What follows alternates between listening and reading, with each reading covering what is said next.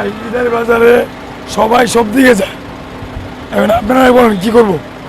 যাত্রী দেশে যেতেছেন যে কোন জায়গায় যাত্রী ভরতে পারি মানুষ। আমাদের গাজীপুরের সীমানা, আমরা গাজীপুরের তো আমরা ক্লিয়ার রাখতেছি রাস্তা। এই বাসটি মূলত গাজীপুর থেকে গুলিস্তান পর্যন্ত ঠিকমতো যাত্রী পরিবহন করতে পারে না ফিটনেসের জন্য, সেই বাসটি যাচ্ছে ময়মনসিংহ। এটা ঢাকা জিজ্ঞেস করেন আপনি। যাত্রী দেশে যেতেছেন যে কোন জায়গায় যাত্রী ভরতে পারি মানুষ। এখন সবাই সব দিকে ডাকতেছে, আমি চেষ্টা করতেছি একদিকে যাওয়ার জন্য। আমি টঙ্গিতে। আপনারা কোথায় যাবেন? সেরাগালি যাবো, কিন্তু এনে দাঁড়া করেছে ময়মনসিংহ যাবো।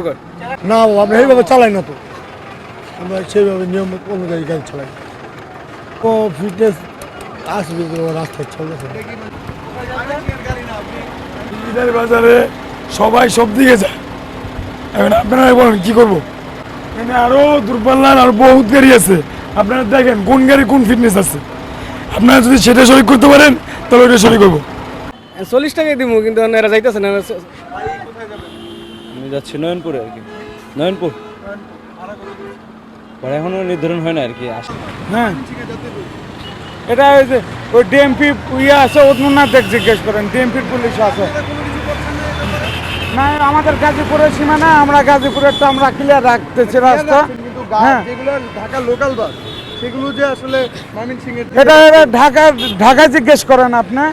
আমার গাজীপুরের না না কিছু বলতে পারি না, আমি গাজীপুরেরটা আমি দেখতেছি।